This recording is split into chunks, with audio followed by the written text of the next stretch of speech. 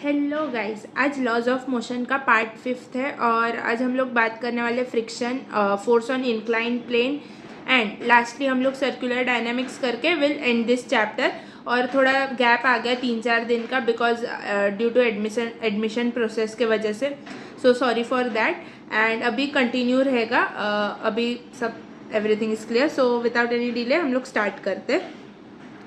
Friction force on inclined plane. अभी हम लोग ने फ्रिक्शन फोर्स तो बहुत अच्छे से समझा है। लास्ट पूरा पार्ट में हम लोग ने फ्रिक्शन को ही डिटेल में समझा है, उस पर बहुत सारा क्वेश्चन किया जिससे हम लोग को जो बेसिक क्लैरिटी चाहिए फ्रिक्शन के लिए वो आ गया है।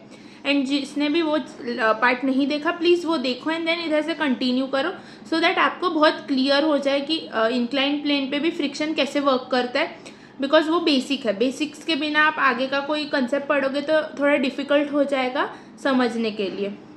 ओके, सो फ्रिक्शनल फोर्स में इंक्लाइंड प्लेन पे हम लोग ने एक ऑब्जेक्ट रखा। अभी हम लोग को ये तो पता है इधर हमारा mg लगता है एंड mg के दो कंपोनेंट्स बनते हैं हमेशा। ये चीज़ तो हम लोग ने नॉर्मल क्वेश्चंस में भी सॉल्व किया है, करेक्ट। ये mg साइन अल्फा, ये mg कॉज अल्फा, इधर हमारा नॉर्मल फोर्स लगता है। बट इधर जो नया है वो है इधर हमारे पास कुछ फ्रिक्शन रहेगा, मतलब ये रफ इंक्लाइंड प्लेन है, इसके वजह से इधर फ्रिक्शन क्रिएट होगा। तो हम लोग ने फ्रिक्शनल फोर्स ऐसे लिख दिया, करेक्ट। अभी हम लोग लिख सकते हैं क्या ये फ्रिक्शनल फोर्स को ऐसे Fr is equal to mu N लिख सकते हैं ये चीज़, और ये भी लिख सकते हैं। अभी के लिए हमारा ऑब्जेक्ट है ना वहाँ पे स्टेबल है, तो हम लोग बोल सकते हैं जो फ्रिक्शनल फोर्स है वो mg साइन थीटा के इक्वल ही लग रहा रहेगा, mg साइन अल्फा के इक्वल ही लग रहा रहेगा। ये चीज़ हम लोग ने ऊपर भी पढ़ा, जब तक ऑब्जेक्ट मूव नहीं हो रहा तब तक जो अप्लाइड फोर्स है उतना ही हमारा फ्रिक्शनल फोर्स होगा, करेक्ट। सो इधर हम लोग का u N mu N, N क्या है हमारा mg cos alpha and is equal to mg sine alpha. अभी इधर से हम लोग mg कट कर सकते हैं, म्यू हमारा आ जाएगा sine alpha by cause alpha, correct. तो म्यू को हम लोग लिख सकते हैं tan अल्फा लिख सकते। तो इधर हमारा अल्फा क्या आ जाएगा, अल्फा आ जाएगा tan inverse of mu, correct. तो ये अल्फा है हमारा एंगल ऑफ रिपोज। देखो ये पढ़ो, it is the maximum angle of inclination alpha of a rough inclined plane with a horizontal such that the block kept on it remains at rest. जब हमारा जो tan अल्फा है वो mu के इक्वल हो जाएगा ना, तो ये बोल रहा है कि हमारा जो ऑब्जेक्ट है वो वहाँ पे रेस्ट पे ही रहेगा, स्टेबल ही रहेगा, उस पर दूसरा कोई फोर्स एक्ट नहीं होता रहेगा। सो अभी तो जब ये ऑब्जेक्ट मूव होता रहेगा या कुछ हम लोग कर रहे हैं उस पर फोर्स लगा रहे हैं, मोशन हो रहा है, तो तभी हमारा alpha is equal to tan inverse mu नहीं रहेगा, तो थोड़ा चेंजेस आएगा। तो क्या केसेस आता है वो हम लोग अभी डिस्कस करेंगे। आई होप अभी एंगल ऑफ रिपोज क्लियर है। हम लोग को डायरेक्ट क्वेश्चंस आ जाता है म्यू का, और हम लोग को ये दिया रहेगा, एंगल दिया रहेगा, तो आपको पता होना चाहिए mu is equal to tan alpha करके हम लोग डायरेक्टली वैल्यू निकाल सकते। या आपको कहाँ पे ये अल्फा म्यू का वैल्यू दिया रहेगा एंड आपको उससे क्लियर करना है कि हम लोग इससे साइन अल्फा कॉज अल्फा भी ये चीज़ बता सकते, करेक्ट। तो ये अच्छे से समझो एंड इस चीज़ को एनालाइज करो, जैसे हम लोग ने इस पे क्वेश्चंस किए पहले प्रीवियस चैप्टर्स में जहाँ पे साइन एंड कॉज आ जाता था, तो यहाँ पे भी वैसे ही होगा। ओके, सो अभी हम लोग केस 1 बात करते हैं, जो अभी ऊपर डिस्कस किया वही है first case, that is mu जब हमारा tan थीटा यानी कि tan अल्फा के इक्वल होगा, एंगल ऑफ रिपोज मतलब जो हॉरिजॉन्टल के साथ जो इंक्लाइंड प्लेन पे एंगल बन रहा है उसके इक्वल होगा, तो क्या होगा वो जस्ट अबाउट टू मूव मतलब वो अभी तो रेस्ट पे ही है, वो मूव होने के उस पे है पर अभी तक मोशन स्टार्ट नहीं हुआ है, ये चीज़ याद रखो। मतलब उसका एक्सीलरेशन 0 है, करेक्ट। एक्सीलरेशन 0 है तो हम लोग ने पढ़ा है जो एफ लिमिटिंग रहेगा वो अप्लाइड फोर्स के इक्वल ही रहेगा, that is F limiting is equal to mg sine theta. या हम लोग ऐसे भी लिख सकते हैं ना, mu mg cos theta is equal to mg sine theta, that is applied force, correct. देखो इधर ये चीज़ समझो कि जो हमारा अप्लाइड फोर्स है उतना ही हमारा लिमिटिंग फ्रिक्शन होगा, बिकॉज अभी तक ऑब्जेक्ट मोशन में नहीं आया, उसका एक्सीलरेशन 0 है, करेक्ट। तो हमारा एफ लिमिटिंग कितना होता है, म्यू इंटू एन, एन कितना है हमारा mg कॉस थीटा, तो हमारा एक फॉर्मूला बन जाता है mu mg cos theta, correct. And हमारा एफ लिमिटिंग है वो mg साइन थीटा के इक्वल है, करेक्ट। तो क्योंकि अप्लाइड फोर्स के इक्वल होता है, सही। सो हमारा ये पूरा एक फॉर्मूला बन जाता है, इसमें से कोई भी टर्म्स दिया रहेगा तो आप इजीली ढूंढ सकते हो। और नॉर्मल सिर्फ पूछा है देन तो हमारा mg cos theta, correct. And हमारा एफ सी कॉन्टैक्ट फोर्स, ये सबको याद रहेगा, हम लोग ने लास्ट लेक्चर में डिस्कस किया है। Contact force, correct. तो कॉन्टैक्ट फोर्स क्या हो जाता है, दोनों जो एक नॉर्मल एंड एक फ्रिक्शनल फोर्स का जो कंपोनेंट जो रिजल्टेंट बनता है that is contact force, correct. तो हमारा नॉर्मल क्या है mg cos थीटा, हमारा फ्रिक्शनल फोर्स क्या है mg साइन थीटा। अभी इधर है ना बहुत जन को ये कंफ्यूजन होता है कि हम लोग को frictional force mg sine theta लेना है या म्यू mg cos थीटा लेना है। अभी क्वेश्चन में जो टर्म्स दिया है उसके ऊपर आप डिसाइड कर सकते हो। पर बेसिकली इधर मतलब क्या हो रहा है, ऑब्जेक्ट मूव नहीं हो रहा है, करेक्ट। ऑब्जेक्ट मूव नहीं हो रहा है, जो फ्रिक्शनल फोर्स हमारा है ना वो mg साइन थीटा के इक्वल ही रहेगा। ये चीज़ समझो एंड आप खुद ब खुद क्वेश्चन सॉल्व कर पाओगे। सो हमारा इधर हम लोग ने सॉल्व किया तो क्या हो जाएगा, mg square cos square theta plus mg square sine square theta. Cos square theta plus sine square theta 1 हो जाता है, तो हम लोग का डायरेक्ट जो कॉन्टैक्ट फोर्स आ गया वो mg आ गया। तो हम लोग को डायरेक्ट जब क्वेश्चन आ जाए ना कि ऑब्जेक्ट रेस्ट पे है और उसका कॉन्टैक्ट फोर्स निकालो, तो डायरेक्ट mg इंटू mg कर देंगे तो will get the answer, correct. I hope this is very clear. Next case हमारा आ जाता है जब म्यू हमारा tan थीटा से बड़ा है, mu is greater than tan theta. मतलब क्या, हमारा जो लिमिटिंग फोर्स है फ्रिक्शनल, लिमिटिंग फ्रिक्शनल है वो बड़ा है अप्लाइड फोर्स से। अभी मुझे ये चीज़ हम लोग ने ऊपर भी डिस्कस किया है, जब कुछ हम लोग फोर्स लगा रहे 20 न्यूटन का, करेक्ट, और हम लोग ने म्यू के हेल्प से उसका फ्रिक्शनल फोर्स कैलकुलेट किया, वो आया 30 न्यूटन। तो ऑब्जेक्ट चलने वाला है क्या, नहीं, ऑब्जेक्ट रेस्ट पे ही रहेगा। तो इधर भी वही होगा, इसका एफ अप्लाइड जब कम है, एफ अप्लाइड मतलब mg साइन थीटा कम है उसके लिमिटिंग फोर्स से, मतलब उसके फ्रिक्शनल फोर्स से, देन हमारा ऑब्जेक्ट रेस्ट पे ही रहेगा। ऑब्जेक्ट रेस्ट पे ही रहेगा मतलब उसका फ्रिक्शनल फोर्स कैसे होता है, हम लोग ने ऊपर पढ़ा था, हम लोग ने एक थोड़ा फोर्स ऐसे इंक्रीज करते गए थे, तो हम लोग ने देखा था तो उसका स्टैटिक फ्रिक्शनल फोर्स लगता है। स्टैटिक फ्रिक्शनल फोर्स मतलब जब ऑब्जेक्ट रेस्ट पे तभी उस पर कितना फोर्स लगता है, करेक्ट। तो वो जितना अप्लाइड है उतना ही लग रहा था, सही। तो इधर हमारा स्टैटिक फ्रिक्शनल फोर्स कितना हो जाएगा, mg साइन थीटा। इधर स्टैटिक फ्रिक्शनल फोर्स क्यों आया, बिकॉज ऑब्जेक्ट रेस्ट पे है, ये चीज समझो। सो इधर हमारा n कितना हो जाएगा, mg cos थीटा, और हमारा कॉन्टैक्ट फोर्स mg जितना ही रहेगा। ये सेम केस है ऊपर जैसा, बट इधर हमारा क्या आ जाता है, लिमिटिंग फ्रिक्शनल फोर्स आ जाता है क्योंकि ऑब्जेक्ट अबाउट टू मूव है, एंड इधर हमारा ऑब्जेक्ट कंप्लीटली रेस्ट पे है, इसके वजह से हमारा इधर स्टैटिक फ्रिक्शनल फोर्स लगता है। बस ये चीज याद रखो। और इधर म्यू हमारा बड़ा है, इधर हमारा म्यू इज इक्वल, ये अबाउट टू मूव है एंड ये मूव नहीं होगा, ये रेस्ट पे है कंप्लीटली। सो थर्ड केस, ये यहाँ पे हमारा ऑब्जेक्ट मूव होगा। अभी हमारा जो म्यू है वो कम है देन tan थीटा, मतलब जो हमारा फ्रिक्शनल फोर्स है जो लग रहा है वो कम है अप्लाइड फोर्स से, देन तो ऑब्जेक्ट ऑफकोर्स मूव होने वाला है, करेक्ट। तो हम लोग ऐसा कर सकते हैं, मूव होगा मतलब उस पर कुछ एक्सिलरेशन लगेगा, तो हम लोग ने कुछ एक्सिलरेशन लगवाया डाउनवर्ड्स डायरेक्शन में, बिकॉज हमारा mg sine alpha is greater, correct. तो अभी हम लोग ने सब जो भी हमारे पास फोर्सेस है उन सबको इक्वेट कर दिया, क्या आ जाएगा, mg साइन अल्फा जिस डायरेक्शन में एक्सिलरेशन है माइनस हमारा frictional force that is mu mg cos theta is equal to m into a, because acceleration आ गया इधर, करेक्ट। ये चीज तो हम लोग ने पहले ही पढ़ा है, करेक्ट। इधर फिर से एक्सप्लेन करने का जरूरत नहीं है, हम लोग ने ये इक्वेशन ऐसे क्यों लिखा, थर्ड पार्ट देख लो नहीं समझ रहे तो देन हम लोग ने सब में से मास कट कर दिया, हम लोग को ए का वैल्यू मिल गया that is g sine alpha minus mu g cos alpha. Believe me, ये बहुत सारे क्वेश्चन में डायरेक्ट क्वेश्चन रहता है कि डायरेक्टली एक्सिलरेशन ढूंढो या इधर से म्यू ढूंढो, तो ये फॉर्मूला तो याद रखना बहुत इंपॉर्टेंट है। और इधर हम लोग कॉन्टैक्ट फोर्स फिर कैसे निकाल सकते हैं, बहुत ईजी है, हमारा नॉर्मल एंड हमारा फ्रिक्शनल फोर्स। बट इधर फ्रिक्शनल फोर्स हम लोग mg साइन थीटा के इक्वल नहीं लेंगे, हम लोग लेंगे म्यू mg cos थीटा। ऐसा क्यों, क्योंकि ऑब्जेक्ट अभी मोशन में आ चुका है, तो उसका जो फ्रिक्शनल फोर्स नॉर्मल के वजह से लग रहा है वो लगने लगेगा इधर, ऊपर ऐसा क्यों नहीं हो रहा था? बिकॉज ऑब्जेक्ट रेस्ट पे ही था।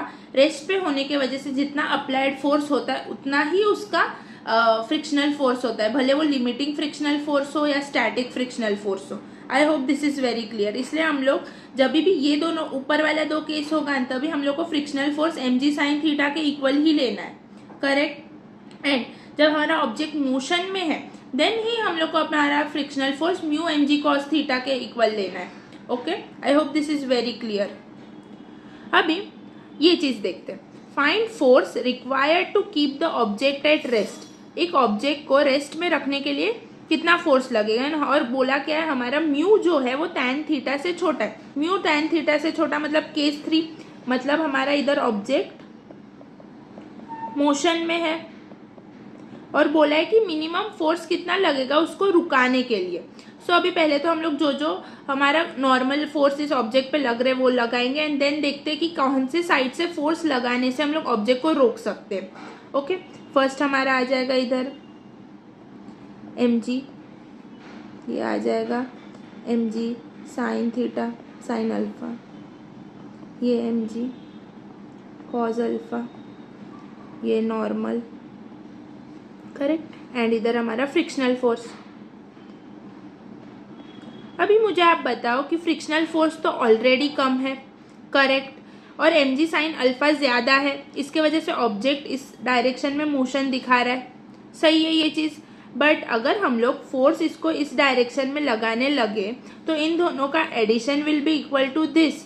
तो हम लोग बोल सकते हैं ना कि F जब mg sin alpha minus frictional force जितना होगा, मतलब क्या, मैं इधर क्या बताने का कोशिश कर रही हूँ, जब हमारा mg sin अल्फा है वो F प्लस फ्रिक्शनल फोर्स के इक्वल होगा देन तो ऑब्जेक्ट रेस्ट पे आ जाएगा, बिकॉज दोनों साइड का फोर्सेस तो इक्वेट आउट हो गया, करेक्ट। तो अभी हम लोग को इधर F फोर्स जितना लगाना पड़ेगा इसको पूरा ऑब्जेक्ट को रेस्ट पे लाने के लिए।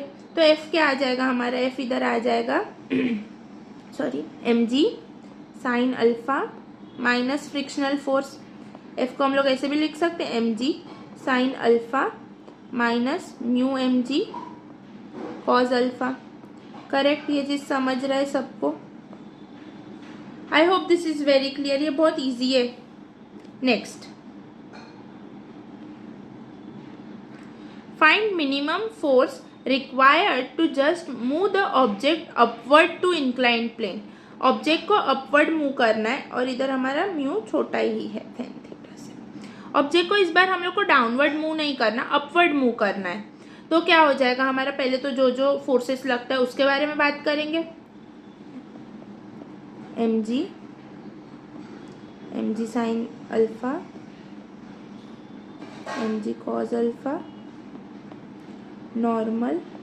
एंड अभी हम लोग को क्या बोला, जो फोर्स है हम लोग को ऊपर के डायरेक्शन में लगाना है ताकि ऑब्जेक्ट इस साइड मूव हो।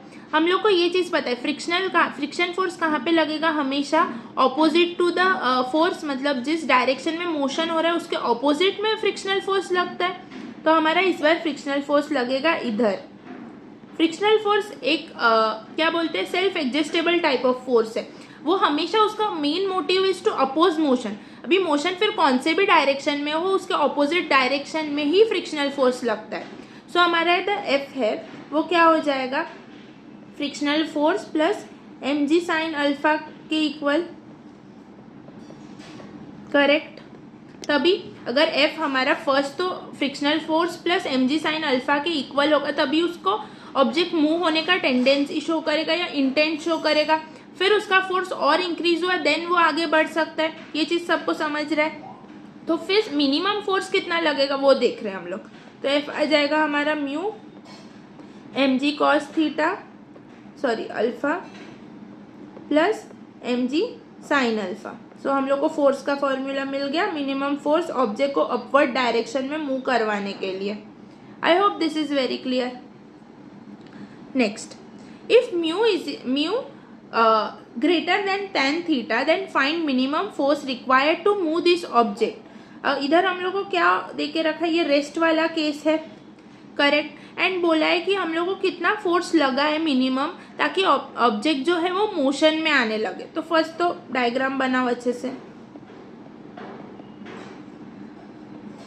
डायग्राम अच्छे से बनाया तो आधे से ज़्यादा क्वेश्चन इजीली सॉल्व हो जाता है, बिकॉज हम लोग मोस्टली क्या करते हैं, हम लोग डायरेक्ट क्वेश्चन देख के उसको ओरली या वगैरह ऐसा ऊपर ऊपर से सॉल्व करने का कोशिश करते हैं, एंड वी डोंट कि हम लोग अच्छे से डायग्राम ड्रॉ करके, बहुत कम लोग करते हैं, जो करते हैं उनका सही होता है। सो हमेशा कोशिश करो कि आप एक छोटा सा डायग्राम बनाओ पेपर पे, सो दैट आपको क्लैरिटी आए क्वेश्चन को, और आप एक एक लाइन पढ़ो, डायग्राम में ड्रॉ करते जाओ, आपका क्वेश्चन सॉल्व करने को बहुत इजीली आप कर पाओगे। आप देखो, एक बार 2-3 बार ऐसा करके देखो, आप खुद ब खुद रियलाइज करोगे कि क्वेश्चन सॉल्व करना बहुत इजी हो गया इन दिस मेथड। ओके, सो अभी क्या बोला है हम लोग को, इधर फ्रिक्शनल फोर्स बहुत ज़्यादा है, करेक्ट। तो ऑब्जेक्ट को मोशन में लाने के लिए हम लोग को कौन से डायरेक्शन में फोर्स लगाना पड़ेगा। इधर हमारा फ्रिक्शनल फोर्स है, अगर ये बहुत ज़्यादा है, इसके वजह से हमारा ऑब्जेक्ट अभी मोशन में नहीं है।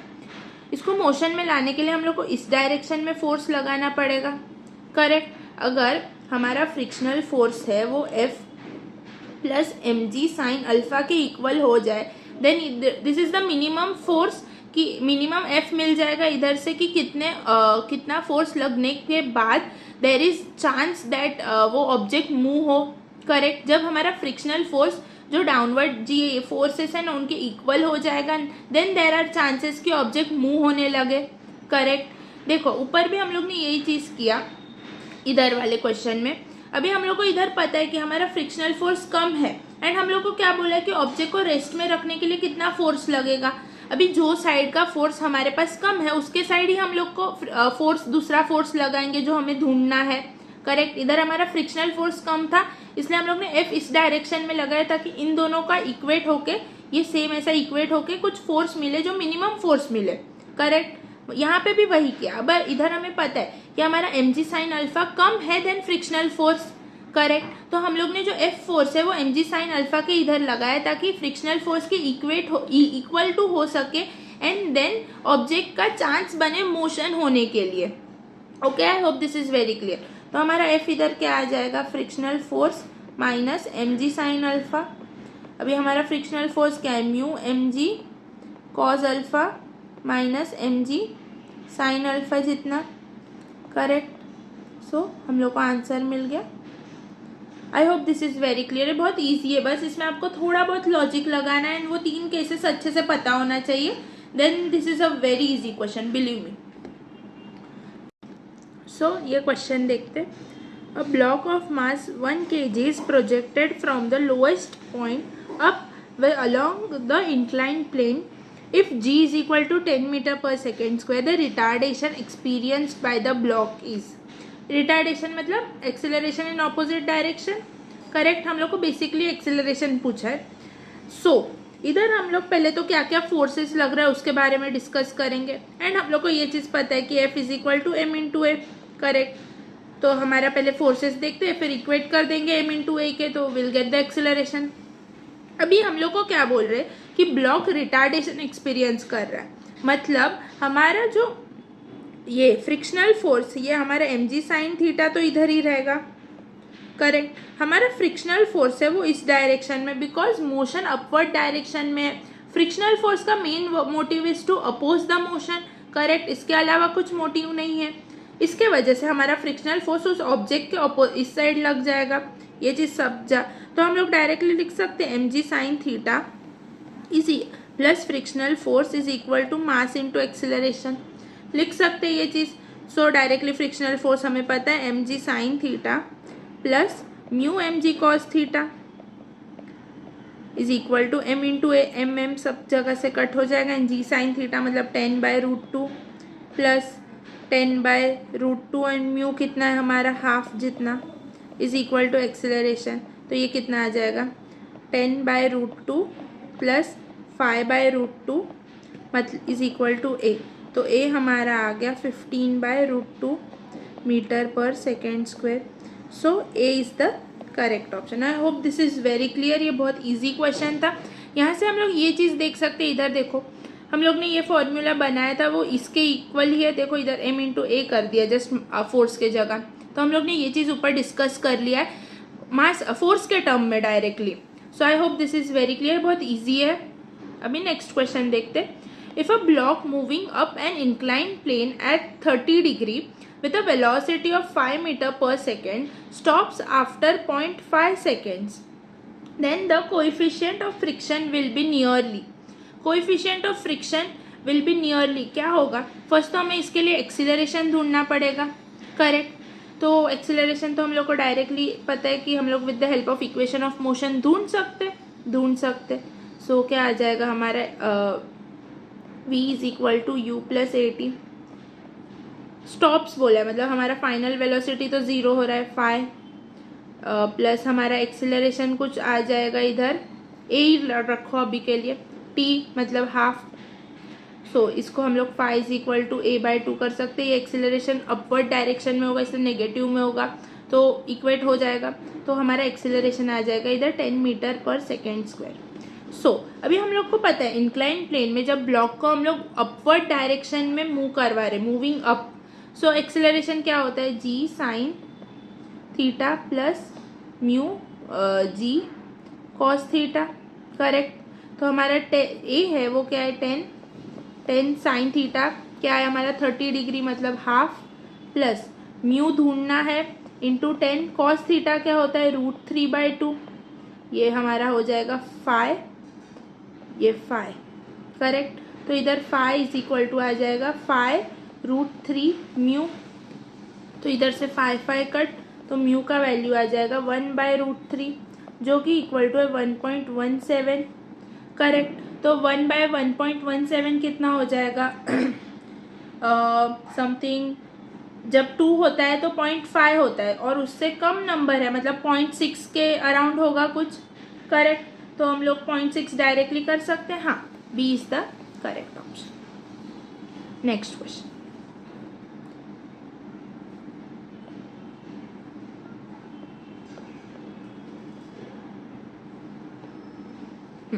A block of mass 10 kg is released on a rough inclined plane.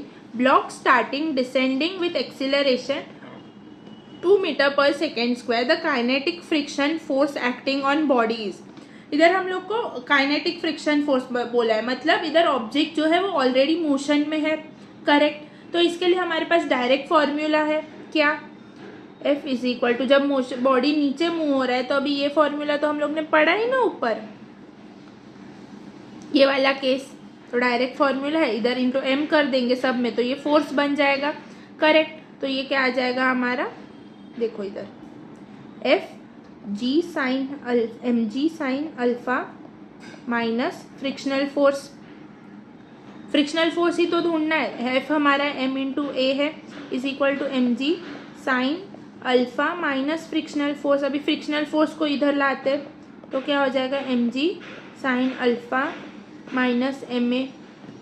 M g sine alpha क्या है 10 into 10 by half minus m कितना है 10 इंटू एक्सीलरेशन 2 तो ये हो जाएगा हमारा 5 मतलब 50 माइनस 20. तो हमारा फ्रिक्शनल फोर्स कितना आ गया 30 न्यूटन जितना. So B is the correct option. I hope this is very clear. बहुत इजी क्वेश्चन है. हम लोग ने ऊपर ये फॉर्मूला ही डायरेक्टली डिस्कस किया है. वो केसेस जितने हम लोग ने पढ़े ना वो अच्छे से समझ लिया देन आप क्वेश्चंस बहुत इजीली कर सकते हो. Next, a cubical block rests on a plane of mu is equal to √3. The angle through which the plane be incline to the horizontal so that the block just slides down will be. क्या बोला है कि कौन से angle पे जो block है वो स्लाइड डाउन करेगा. स्लाइड डाउन करेगा मतलब उसमें कुछ काइनेटिक फ्रिक्शनल फोर्स आ जाएगा, करेक्ट? फर्स्ट तो मुझे ये चीज बताओ कि म्यू हमारा is equal to tan theta होता है. अगर ये √3 है तो हमारा इधर थीटा क्या हो जाएगा 60 डिग्री के इक्वल. अब इधर हम लोग को ये कौन सा केस पे है? रेस्ट वाले केस पे. हम लोग को नेक्स्ट बोला है स्लाइड होगा. स्लाइड होगा मतलब हमारा म्यू है वो छोटा होगा tan theta, correct? Mu frictional force हमारा कम होगा tan थीटा से मतलब हमारा इधर थीटा जो है वो बड़ा होगा जो normal mu is equal to tan theta था. तो इधर हमारा थीटा जो है वो अभी देखो इधर ये हमारा म्यू क्या था tan थीटा, ये tan थीटा ये ले लेते. सो ये tan थीटा ये हमारा 60 डिग्री था तो ये जो tan ये रहेगा ये हमारा 60 डिग्री से बड़ा होना चाहिए। अभी हम लोग को ये चीज़ पता है sine theta and tan theta में जैसे थीटा इंक्रीज होता है वैसे उनका वैल्यूज इंक्रीज होता है, बट कॉस थीटा में जैसे उनका थीटा इंक्रीज होता है उनका वैल्यूज डिक्रीज होता है। ये चीज़ समझो। सो दैट अभी हम लोग ये थीटा को इंक्रीज करना है तो ऑप्शंस देखते हैं डायरेक्टली। 30 डिग्री ये 60 से कम है, 45 कम है, 60 खुद तो नहीं आएगा क्योंकि स्लाइड डाउन होगा नहीं ये वाले एंगल पे। 75, हाँ ये एक ही एंगल है जो बड़ा है 60 डिग्री से। इस एंगल पे जो ब्लॉक है वो स्लाइड डाउन हो सकता है। So D is the correct option. I hope this is very clear. ये बहुत इजी क्वेश्चन है अगर आपको कंसेप्ट क्लियर है तो। Next, block of mass 10 kg is moving on an inclined plane with constant velocity of 10 meter per second. The coefficient of kinetic friction between the inclined plane and block is. हम लोग को क्या पूछा है, एक तो ये चीज़ बोला है कि ये 10 मीटर पर सेकेंड के कांस्टेंट वेलोसिटी से चल रहा है, मतलब हमारा इधर एक्सीलरेशन 0 है। अगर हमारा एक्सीलरेशन 0 है देन हमारा कोएफिशिएंट ऑफ काइनेटिक फ्रिक्शन किसके इक्वल हो जाएगा directly, mu is equal to tan theta के, करेक्ट। तो क्या आ जाएगा हमारा, म्यू आ जाएगा tan 37 कितना होता है 3/4, so directly 0.75 is the correct answer. B is the correct option. I hope this is very clear. बहुत इजी क्वेश्चन था। नेक्स्ट, ये क्वेश्चन होमवर्क है बिकॉज ये हम लोग ने ऊपर डिस्कस कर लिया ऑलरेडी।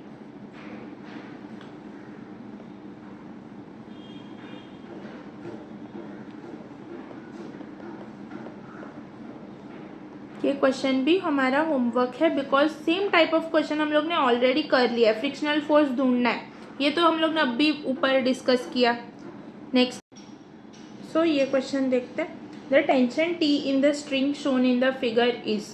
सो इधर का टेंशन टी ढूंढने के लिए फर्स्ट तो हम लोग को mg साइन मतलब एफ अप्लाइड फ्रिक्शनल फोर्स दोनों ढूंढेंगे, then we can find tension, correct. So first हमारा एफ अप्लाइड ढूंढते जो कि इक्वल हो गए mg साइन थीटा के, कितना हो जाएगा हमारा 10 × 10 × हाफ, क्योंकि साइन 30 हाफ, सो 50 न्यूटन जितना। एंड हमारा फ्रिक्शनल फोर्स क्या हो जाएगा इधर, frictional force mu mg cos theta जितना, म्यू कितना है हमारा इधर 0.7 × 10 cos 30 मतलब √3/2, सो हो जाएगा समथिंग ये 35 √3 मतलब 1.7, ऑलमोस्ट इक्वल टू 2 ले सकते।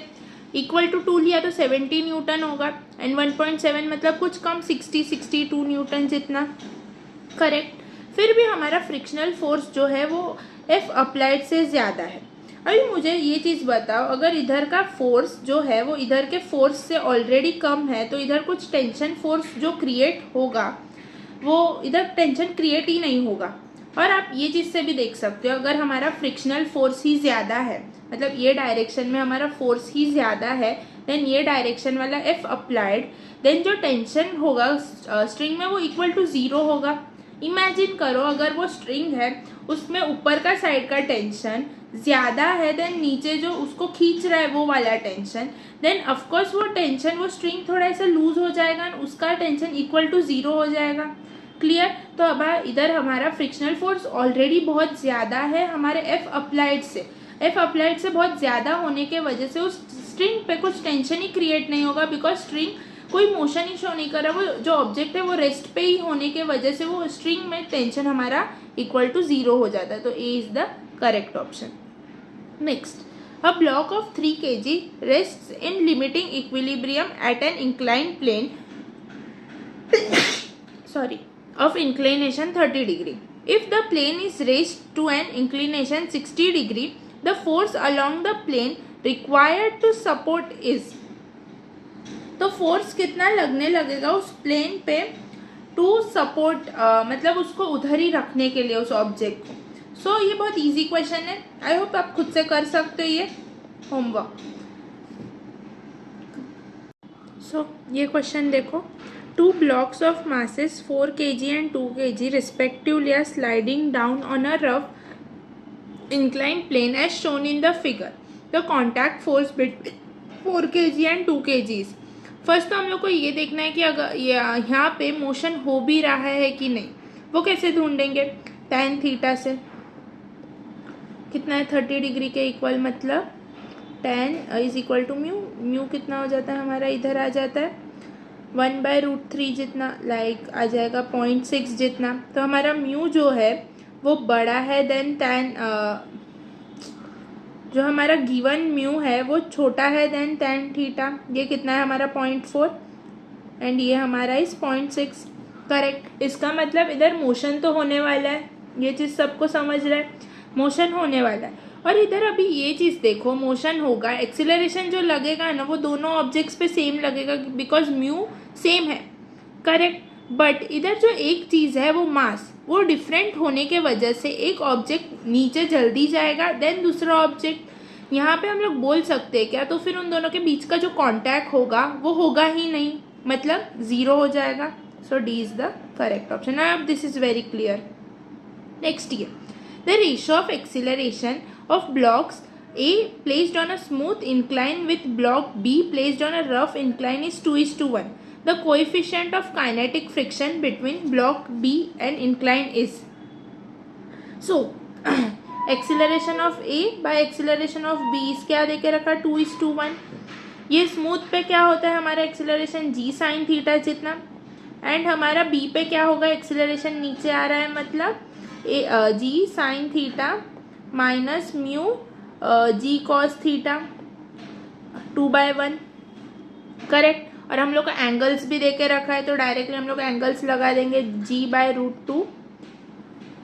g/√2 minus mu g/√2 is equal to 2:1।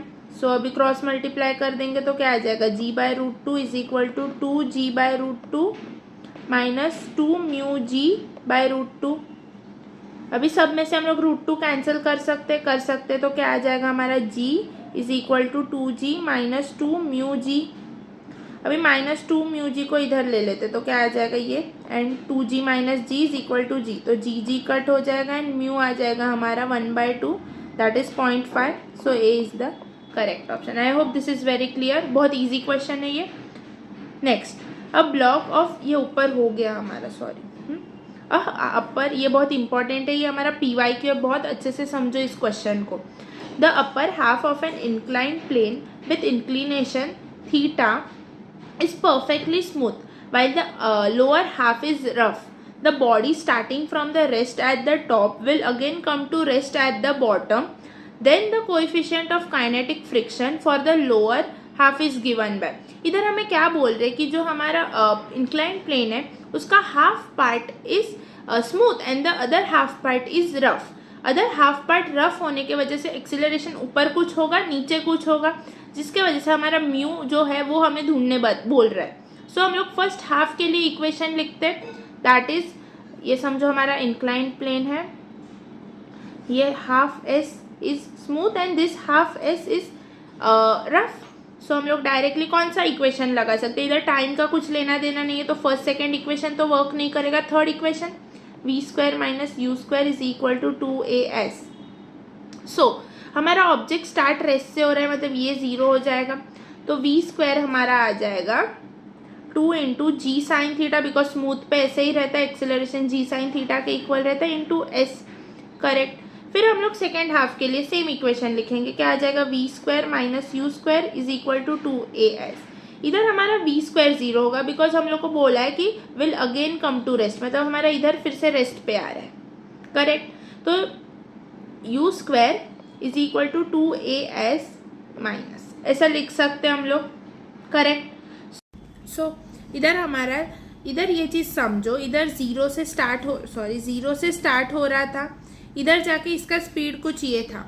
Correct. अभी इधर जब ये इधर से स्टार्ट होगा कुछ अलग एक्सीलरेशन से, बट इसका इनिशियल तो यही रहेगा, तो हम लोग इधर इसके इनिशियल के जगह पे ये लिख सकते हैं -2g sine theta S, and हमारा 2, फिर ये हमारा आ जाएगा g sine theta minus mu cos theta, mu g cos theta s, और एस कॉमन में, तो हम लोग इसको ऐसे लिख सकते हैं 2g sine theta s is equal to 2g sine theta s minus 2 mu g cos theta S.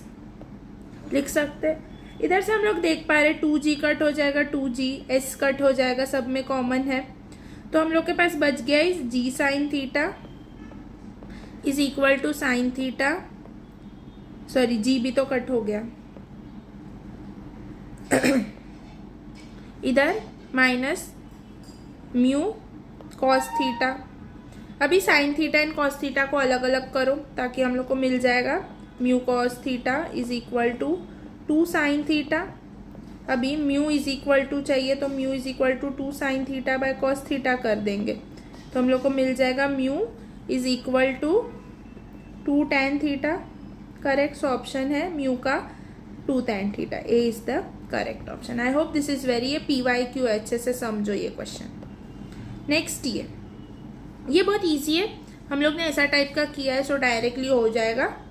ये थोड़ा डिफरेंट है, देखो जैसे हम लोग ने ये वाला किया ना ऐसा ही है बट थोड़ा सा डिफरेंस है, देख लेते हैं ये question. Okay, a block is released from the top of an inclined plane of inclination theta, its velocity at the bottom of the plane is v. If it slides down a rough inclined plane of the same inclination, its velocity at bottom is v by 2. The coefficient of friction is. So हम लोग को पहले दो equations बनाना पड़ेगा। Okay, तो क्या हो जाएगा हमारा equation v square minus u square is equal to 2as। करेक्ट। अभी इधर इसका at the bottom v velocity है, ये तो 0 हो जाएगा, is equal to 2g sine theta, और सेम इंक्लिनेशन मतलब सेम डिस्टेंस कवर किया s जितना। Second equation v square minus u square is equal to 2as। इधर भी हमें यही चीज बोला है कि उसको अलग से, इस बार हम लोग को हाफ से ना अलग से फिर से ऊपर से स्टार्ट किया, मतलब इधर भी हमारा starting is 0, so v square हमारा इधर है v बाय 2 इसका स्क्वायर इज इक्वल टू 2, और ब्रैकेट में आ जाएगा g sine theta because rough inclination है तो mu g cos theta s। Correct. So अभी हम लोग इधर से v स्क्वायर का वैल्यू डाल सकते हैं, क्या आ जाएगा v स्क्वायर का value 2g sine theta s by 4 is equal to 2g sine theta s minus 2 mu g cos theta s। s cut हो जाएगा g म्यू, ये तीनों कट हो जाएगा, सब में से 2g एंड s। सो हम लोग के पास बचा है sine theta is equal to 4 sine theta minus 4 mu cos theta. Correct. So अभी इसको अरेंज करो तो क्या आ जाएगा 4 mu cos theta is equal to 4 sine theta minus sine theta. So आ जाएगा म्यू का वैल्यू आ जाएगा इधर से 3 sine theta by 4 cos theta. So हम लोग लिख सकते हैं 3 बाय 4 टैन थीटा म्यू का वैल्यू। सो है ऑप्शन में, हाँ है, D is the correct option. I hope this is very clear. हम लोग ने इंक्लाइन प्लेन पे बहुत सारा क्वेश्चंस कर लिया, मतलब almost every type of question हम लोग ने सॉल्व कर लिया, एंड मोस्टली वो टेंशन वाला एक क्वेश्चन एंड जो नॉर्मल वाला लग रहा था जिधर 0 हो जा रहा था, जस्ट बिकॉज उन दोनों का मास डिफरेंट है तो कुछ अलग अलग फोर्स से वो नीचे गिरेंगे तो उन दोनों के बीच का जो कॉन्टैक्ट रहेगा वो नहीं रहेगा, वो क्वेश्चन एंड ये टाइप ऑफ क्वेश्चन, ये अच्छे से ध्यान रखो बिकॉज ये क्वेश्चन में आप कंफ्यूज हो सकते हो। दूसरा सब क्वेश्चन डायरेक्टली फॉर्मूला बेस्ड है। ओके, सो नेक्स्ट अभी ये वाला क्वेश्चन का, सो ये टाइप ऑफ क्वेश्चन देखते हैं।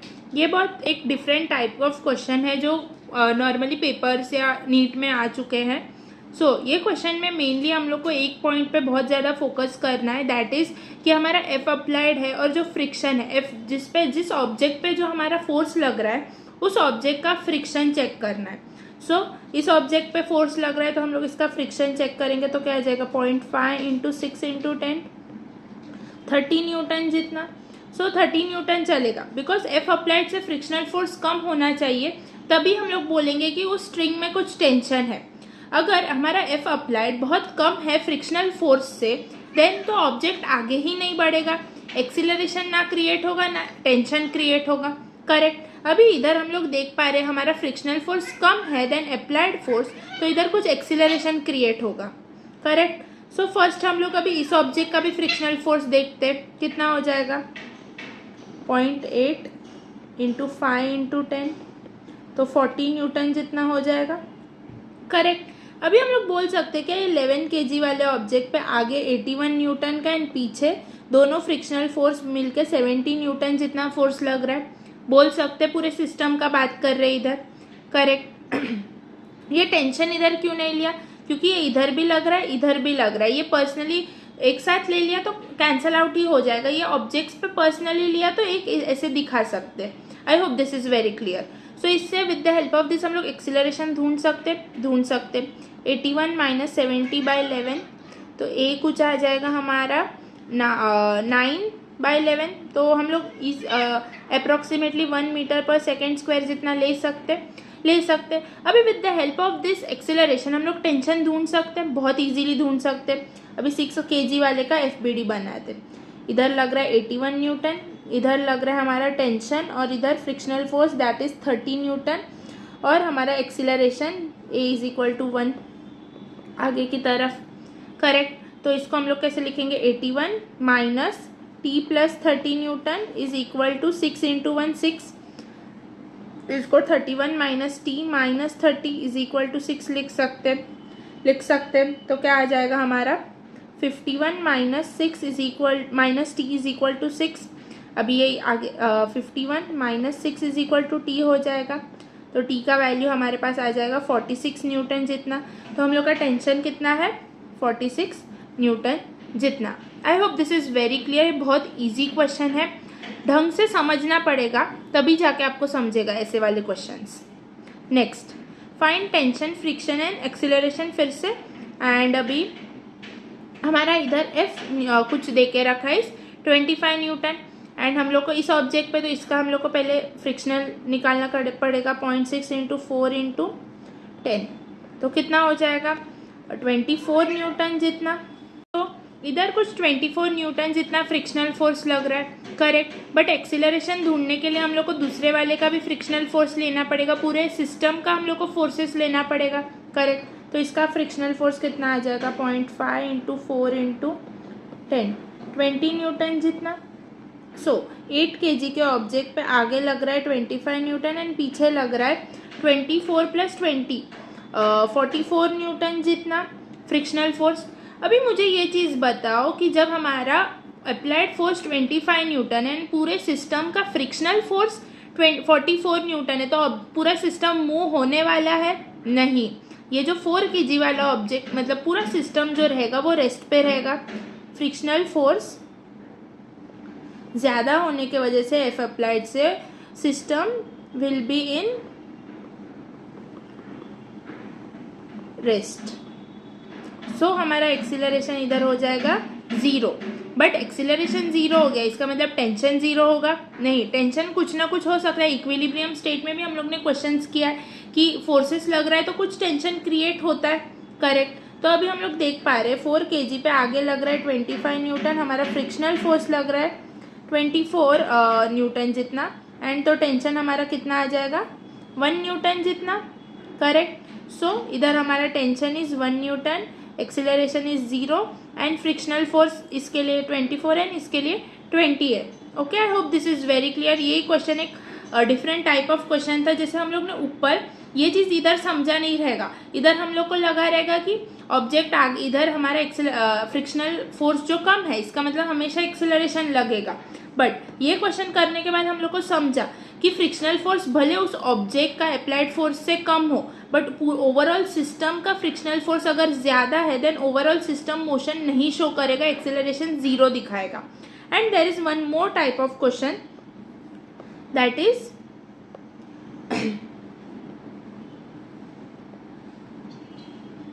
ये हमारा ऑब्जेक्ट है, इधर 4 kg ले लो, इधर है हमारा 5 kg का ऑब्जेक्ट, एंड हमारा इधर म्यू लग रहा है 0.6 और हम लोग ने फोर्स लगाया है F is equal to 25 newton जितना। सो हमेशा हम लोग क्या करते हैं, फर्स्ट F लिमिटिंग ढूंढते, करेक्ट। तो क्या आ जाएगा 0.6 इंटू 5 इंटू 10, तो आ जाएगा 30 न्यूटन जितना। अभी जब हमारा फ्रिक्शनल फोर्स ही ऑब्जेक्ट का उस ऑब्जेक्ट का ही फ्रिक्शनल फोर्स हमारे अप्लाइड फोर्स से ज़्यादा है, देन तो देर इज़ नो चांस कि एक्सीलरेशन का पॉसिबिलिटी भी नहीं हो सकता। इधर ऊपर वाले केस में फ्रिक्शनल फोर्स उस ऑब्जेक्ट का कम होने की वजह से हम लोग ने देखा कि दूसरे ऑब्जेक्ट का फ्रिक्शनल फोर्स क्या है, सिस्टम का फ्रिक्शनल फोर्स क्या है। बट जब हमारा एक ऑब्जेक्ट का फ्रिक्शनल फोर्स अप्लाइड फोर्स से बहुत ज़्यादा है, देन तो ऑब्जेक्ट रेस्ट में ही रहने वाला है, दैट इज रेस्ट में रहेगा, करेक्ट। एंड इसका एक्सेलरेशन तो ज़ीरो रहेगा, एंड इधर हमारा टेंशन भी जो है वो ज़ीरो हो जाएगा, बिकॉज हमारा इधर क्या था, हमारा फ्रिक्शनल फोर्स कम था, उसके वजह से उस ऑब्जेक्ट के ऊपर थोड़ा सा उस स्ट्रिंग पे टेंशन क्रिएट हुआ। बट इधर हमारा फ्रिक्शनल फोर्स ही ज़्यादा होने के वजह से ऑब्जेक्ट आगे ही थोड़ा बहुत भी मूव नहीं करेगा, इसके वजह से हमारा जो टेंशन है वो ज़ीरो हो जाएगा। तो ये 3 टाइप ऑफ क्वेश्चन आता है ये वाले चीज़ में। सो अच्छे से समझो एंड अच्छे से क्वेश्चन सॉल्व करना। So next, find tension in string. ये वाले स्ट्रिंग में टेंशन ढूंढना है, करेक्ट। सो इधर हम लोग को देख के रखा है 2 ऑब्जेक्ट्स, एक के ऊपर एक, एंड एक पे हमारा 18 न्यूटन जितना फोर्स लग रहा है, एंड हमारा जो फ्रिक्शन है वो इन दोनों ऑब्जेक्ट के बीच में है, करेक्ट। तो अभी हम लोग क्या करेंगे, फर्स्ट तो फ्रिक्शनल फोर्स ढूंढेंगे। अभी हमारा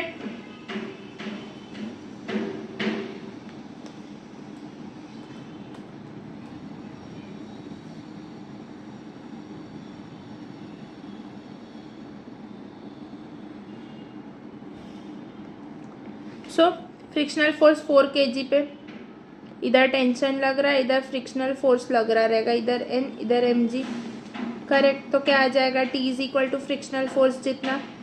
सो फ्रिक्शनल फोर्स क्या है, mu mg। So mu is 0.4, m is 4n into 10, 16 newton. So हम लोग को टेंशन मिल गया, T is equal to 16 newton, correct. But अगर अभी हम लोग को ये चीज़ देखो, इधर ये टेंशन तो 16 न्यूटन है, क्लियर हुआ। आगे हमारा 80 न्यूटन जितना फोर्स लग रहा है, इस ऑब्जेक्ट पे हमारा फ्रिक्शनल फोर्स ऐसे लग रहा है, बट इसके वजह से इधर हमारा फ्रिक्शनल फोर्स इस डायरेक्शन में लगेगा। अगर हम लोग को इसी क्वेश्चन में पूछा है कि इस 5 kg का एक्सेलरेशन निकालो, तो कैसे निकालेंगे, 80 माइनस 16 बाय 5 कर देंगे, करेक्ट। तो कुछ आ जाएगा हमारा something answer. I hope this is very clear. 64 by 5 something आ जाएगा 15.8, करेक्ट। तो ऐसे 2 टाइप का क्वेश्चन आ सकता है, ये बहुत इजी क्वेश्चन है, जैसे हम लोग ने ऊपर किए वैसे ही। सो अभी हमारे फ्रिक्शन वाले सब टॉपिक्स बहुत अच्छे से कवर हो चुके हैं। So will start from circular dynamics. Circular dynamics हम लोग ने सर्कल का काइनेमेटिक्स पूरा हम लोग ने मोशन इन अ प्लेन में बहुत अच्छे से पढ़ा है। अगर आपने वो नहीं देखा देन डायरेक्टली इधर जंप मत करना, आपको टर्म्स वगैरह क्लियर नहीं होगा। एंड अभी जो हम लोग ने मोशन इन अ प्लेन में काइनेमेटिक्स ऑफ सर्कुलर मोशन पढ़ा, इधर हम पढ़ेंगे डायनामिक्स ऑफ सर्कुलर मोशन। वैसे ही हम लोग आगे वाले चैप्टर में पढ़ने वाले वर्टिकल सर्कुलर मोशन। सो सब चैप्टर में सर्कल का सब थोड़ा थोड़ा पार्ट्स है, सो आपको सब चीजें अच्छे से आना चाहिए फर्स्ट चैप्टर से, जो भी सर्कल रिलेटेड टर्म्स है। सो हम लोग विदाउट एनी डिले स्टार्ट करते हैं। सर्कुलर डायनेमिक्स क्या है, study of cause of circular motion. इतना मत समझो, हम लोग डायरेक्टली कंसेप्ट्स पे आते हैं। जब हमारा ऑब्जेक्ट, देखो ये 2 स्टेटमेंट्स को क्लियरली समझो। जब हमारा object is moving on a straight line path with constant speed, correct, then force on that object must be 0। तो उस ऑब्जेक्ट पे जो फोर्स लग रहा है वो 0 रहेगा, ऐसा बोल सकते हैं। हम बोल सकते हैं जब स्ट्रेट लाइन में कांस्टेंट स्पीड से चल रहा है तो, करेक्ट। तो ये हमारा ट्रू हो गया। Next is object is moving on a circular path with constant speed, then force on that object must be 0। एक सर्कल पे कांस्टेंट स्पीड से चल रहा है, देन उसका फोर्स 0 होगा, ऐसा बोल सकते हैं हम? नहीं। क्यों ऐसा? बिकॉज जब फोर्स लग रहा है इन ये डायरेक्शन एंड हमारा कुछ स्पीड ये डायरेक्शन है, तब भी सर्कुलर मोशन होगा। वरना अगर सिर्फ हमारे पास कांस्टेंट स्पीड है एंड कोई फोर्स नहीं लग रहा, ये फोर्स कौन सा है, हमारे सेंट्रीपिटल फोर्स, ये नहीं लग रहा है, then circular motion is not at all possible. So this statement is false. So हम लोग को इससे ये समझा कि एक सर्कुलर मोशन होने के लिए फोर्स चाहिए, करेक्ट। एंड ये फोर्स कौन सा होता है, हमारा सेंट्रीपिटल फोर्स। ये हम लोग ने लास्ट चैप्टर में बहुत डिटेल में डिस्कस किया ये चीज, करेक्ट। तो हमारे सेंट्रीपिटल फोर्स ये डायरेक्शन में, ये हमारे v वेलोसिटी से चल रहा है, तभी ये वाला मोशन इज पॉसिबल। सो हमारा सेंट्रीपिटल फोर्स क्या हो गया, m इंटू ए सी मतलब m into we square by R. अभी v स्क्वायर बाय आर को हम लोग बहुत तरीकों में लिख सकते हैं, जैसे ओमेगा स्क्वायर आर, फिर इसको फ्रीक्वेंसी के टर्म में, टाइम के टर्म में भी लिख सकते हैं। ये चीज हम लोग ने सीखा है लास्ट चैप्टर में, क्लियर। तो हमारा सेंट्रीपिटल फोर्स क्या हो गया, force acting towards centre required to move object on a circular path, correct. एक फोर्स जो सेंटर के टूवर्ड्स एक्ट कर रहा है जिसके वजह से सर्कुलर मोशन इज पॉसिबल, उसको सेंट्रीपिटल फोर्स बोलते हैं। ओके, सो अभी हम लोग एक इधर क्वेश्चन टाइप लेते हैं। हमारा सेंटर से एक स्ट्रिंग अटैच है ऑब्जेक्ट पे, करेक्ट। ऑब्जेक्ट कुछ v वेलोसिटी से आगे जा रहा है एंड वो स्ट्रिंग सर्कल में घूम रहा है, उसका centripetal force towards the centre है, करेक्ट। वो सर्कल में घूम रहा है तो उस जो स्ट्रिंग है उसमें टेंशन कितना क्रिएट होगा, जितना हमारा सेंट्रीपिटल फोर्स है उतना ही क्रिएट होगा टेंशन, करेक्ट। तो T इज इक्वल टू आ जाएगा m into A c, that is m into we square by r. So अगर अभी हम लोग ने वो स्ट्रिंग जो है ऐसा अभी हॉरिजॉन्टल लिया था, अभी हम लोग वर्टिकल लेंगे ऐसे ऐसे, सो दैट अभी हम लोग देख पा रहे कि इस पे दो फोर्सेस वर्क कर रहा है, दैट इज एक तो टेंशन स्ट्रिंग पे एंड डाउनवर्ड्स में mg ग्रेविटेशनल फोर्स। सो जब हमारा स्ट्रिंग ऐसे है तो इस पे कौन सा फोर्स वर्क कर रहा है, एक तो ग्रेविटेशनल फोर्स वर्क कर रहा है, एक तो टेंशन लग रहा है। देन हम लोग इसका इक्वेशन कैसे लिखते थे, एक्सीलरेशन रहेगा तो t प्लस जिस साइड में एक्सीलरेशन है, सॉरी इधर t माइनस mg, जिस साइड में एक्सीलरेशन है वो पहले माइनस दूसरे साइड वाला force is equal to m into acceleration, correct. So अभी एक क्वेश्चन करते इधर, क्या है net force towards the centre, तो वो सेंट्रीपिटल फोर्स के इक्वल होगा, ये चीज तो पता है, इधर ये चीज लिखा भी है, करेक्ट। तो क्या हो जाएगा, हमारा टेंशन जो आ जाएगा वो सेंट्रीपिटल फोर्स के इक्वल आ जाएगा, जो है हमारा m इंटू ए सी। मास कितना है, मास 4 है, 4 इंटू ए सी को हम लोग कैसे लिख सकते हैं, इधर हमारे पास ओमेगा है तो हम लोग ओमेगा स्क्वायर बाय आर करेंगे, करेक्ट। तो क्या आ जाएगा 4 इंटू ओमेगा इज 3, मतलब 9 इंटू लेंथ कितना है फिर से 4, तो क्या हो जाएगा 4 इंटू 4 16 इंटू 9 इज 144, जितना टेंशन 144 न्यूटन, करेक्ट। तो ऐसे टाइप ऑफ क्वेश्चंस आ सकते हैं। सो हम लोग को ये चीज पता होना बहुत जरूरी है कि towards the centre centripetal force लगता है सर्कुलर मोशन में, सो दैट अभी हम लोग क्या करेंगे, जब सब forces F net is equal to m into A c कर देंगे तो हम लोग का आंसर इजीली आ जाएगा। ये चीज हम लोग ने सीखा है बहुत अच्छे से। सो ये एक क्वेश्चन करते हैं, ये पीवाईक्यू है एंड बहुत कंफ्यूजिंग पीवाईक्यू है, believe me. One end of string of length L is connected to a particle of mass m and the other end is connected to a small peg on a smooth horizontal table. If the particle moves in circle with speed v, the net force on the particle will be so net force on the particle will be कितना, क्या बोला है हमको कि one end of a string of length L is connected to a particle of mass m and another end of is connected to a small peg on a horizontal table. If the ये horizontal table पे connected है दूसरा इस mass पे, बोला if the particle moves in a speed with v the net force on the particle is, तो हमेशा इस चीज में नेट फोर्स कितना रहेगा, हमारा टेंशन के जितना। टेंशन क्या होगा, हमारा सेंट्रीपिटल फोर्स होगा, तो इधर हमें सेंट्रीपिटल टेंशन जो हमारा नेट फोर्स है वो होगा m into A C, but इधर हमारा नेट फोर्स किसके इक्वल है, टेंशन के इक्वल है, जो हमारा सेंट्रीपिटल फोर्स है, करेक्ट। सो हमारा आंसर क्या आ जाएगा, सी आ जाएगा, बिकॉज हम लोग को कितना क्या पूछा है, जस्ट द नेट फोर्स पूछा है। तो लोग इसमें कंफ्यूज होके क्या करते हैं, इस टी प्लस ये कर देते, but this is completely wrong, इधर ये चीज वैलिड नहीं होगा, ये चीज समझो। ये कंफ्यूजन क्यों होता है, ड्यू टू सूडो फोर्स, पर इधर सूडो फोर्स वर्क ही नहीं कर रहा, ये ध्यान रखना, ये बहुत इंपॉर्टेंट क्वेश्चन है। ये आगे का और हम लोग थियोरी पढ़ेंगे, उसके बाद फिर से एक बार सॉल्व करके देखना, यू अंडरस्टैंड कि इधर क्या दिया है एंड आप क्या कंफ्यूज होते थे। अगर आप ड्रॉपर हो तो आपने ये क्वेश्चन किया होगा एंड बहुत कंफ्यूजन क्रिएट होता है माइंड में ये क्वेश्चन को लेके, but it is very simple. हम लोग को जस्ट पूछा है नेट फोर्स कितना होगा, नेट फोर्स मतलब सेंट्रीपिटल फोर्स कितना होगा, सेंट्रीपिटल फोर्स मतलब हमारा टेंशन के जितना ही होता है। इधर हम लोग ने यही चीज किया, जब हमारा हॉरिजॉन्टल में रहेगा ऐसे तो टेंशन के जितना ही होता है हमारा centripetal force, that is the net force for the full जो भी वो सर्कुलर मोशन कर रहा है। सो नेक्स्ट अभी हम बात करेंगे सर्कुलर मोशन में, जब हमारा सिस्टम जो है वो नॉन एक्सीलरेटेड फ्रेम में है, तभी हमारे सूडो फोर्स काम में आ जाएगा, तभी हम लॉज ऑफ मोशन उस पर वैलिड कर पाएंगे, ये चीज हमें पता है। करेक्ट। तो अभी जो हमारा जो नॉर्मल जो हम लोग ने स्ट्रिंग से मास लगा के रखा था ना, उस पे अभी एक जन को बिठा दिया, दैट इज चिंटू को। करेक्ट। अभी जब हमारे चिंटू को बाहर से मिंटू देख रहा है, देन तो उसको लग रहा है कि सेंट्रिपिटल फोर्स ही लग रहा है, F is equal to m into A c जितना ही, जो कि टी है हमारा नेट फोर्स, इधर T is equal to m into A c जितना ही नेट फोर्स लग रहा है, बिकॉज उसको लग रहा है कि चिंटू उस ऑब्जेक्ट पे एंड उस ऑब्जेक्ट का उतना ही रहेगा। बट जब चिंटू वहां पे खुद है तो उस पे जो फोर्स लग रहा है वो सेंट्रिपिटल फोर्स नहीं लग रहा है, उसको फोर्स लग रहा है, ये हम लोग ने सीखा है। जब एक एक्सिलरेटेड फ्रेम रहेगा, उसमें जो ऑब्जेक्ट है या जो इंसान है उस पे जो एक्सिलरेशन चल रहा है फ्रेम पे, उसके ऑपोजिट में उस इंसान पे लगेगा, तभी जाके हम लॉज ऑफ मोशन उस पे वैलिड कर पाएंगे। करेक्ट। तो इधर भी वही हो रहा है, हमारे चिंटू पे लग रहा है सेंट्रिपिटल फोर्स, जो एक्सिलरेशन है वो ऑपोजिट डायरेक्शन में। तो ये देखो, now object of mass m is at rest with Chintu. Chintu is now in a non inertial accelerated frame of reference. Non inertial accelerated frame में होने के वजह से उस पे सूडो फोर्स वर्क कर रहा है। सूडो फोर्स क्या हो जाएगा, माइनस एम इंटू ए सी, ए सी मतलब माइनस एम वी स्क्वायर, तो हमारा सूडो फोर्स क्या हो गया, M we square by R. ये क्या हो गया, इसका नाम क्या है, इस सूडो फोर्स को नाम दे दिया हम लोग ने सेंट्रीफ्यूगल फोर्स।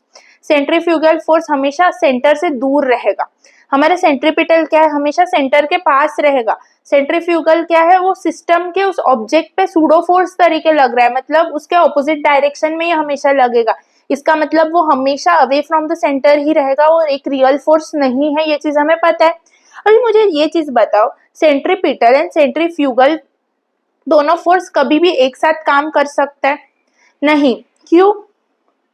बिकॉज अगर एक ऑब्जेक्ट है, अगर वो एक्सिलरेटेड नॉन इनर्शियल फ्रेम में है, मतलब एक्सिलरेटेड फ्रेम में है, उसके अंदर का जो ऑब्जेक्ट, जो सिस्टम एक्सिलरेटेड फ्रेम में है, उसके अंदर के ऑब्जेक्ट पे एक तो सूडो फोर्स लग रहा है।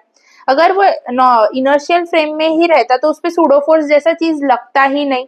करेक्ट। तो दोनों में से हमेशा उस चीज पे एक ही फोर्स लगता रहेगा, मतलब अभी इधर चिंटू पे सूडो फोर्स ही लग रहा है, पर वो मास m है ना, उस पे लग रहा है सेंट्रिपिटल फोर्स, बट वो दोनों एक साथ एक ऑब्जेक्ट पे कभी लगेगा नहीं, that is not at all possible. Okay, ये चीज हमेशा याद रखना। सो अभी हम लोग इस पे नहीं, थोड़ा डिफरेंट टाइप ऑफ एक क्वेश्चन करते हैं, दैट इज दिस। अभी हम लोग को इधर T2 पूछा है एंड T1 पूछा है। फर्स्ट तो हम लोग T1 निकाल सकते हैं, क्या आ जाएगा T1 हमारा, m omega square r। Correct, ये चीज सही है, आर के जगह पे एल लिख देंगे। T2 क्या आ जाएगा, m omega square L plus T1। Correct, तो T2 आ जाएगा हमारा 2m ओमेगा स्क्वायर एल। सही, इजी है ये चीज, क्लियर। इधर सॉरी, इधर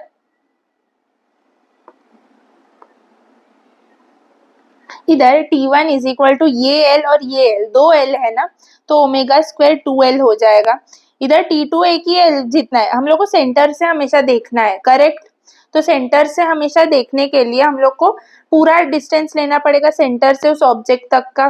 करेक्ट, आई एम सॉरी, मेरा मिस्टेक था। तो T2 प्लस T1 हो जाएगा, तो क्या हो जाएगा, m omega square L plus m omega square 2L, तो आ जाएगा 3m omega square L। This is the answer. I hope this is very clear. ये ध्यान रखना, हमेशा सेंटर से कितना लेंथ है रेडियस लेते हैं हम लोग, इसलिए हमारा रेडियस अभी सेकेंड ऑब्जेक्ट के लिए इधर से रहेगा तो 2L हो जाएगा। नेक्स्ट, सो ये देखो क्या बोला है, find normal reaction at each point. So इधर एक v कुछ कांस्टेंट वेलोसिटी या स्पीड से चल रहा है, सो इधर इसका नॉर्मल कैसे आ जाएगा, n is equal to mg directly. Correct,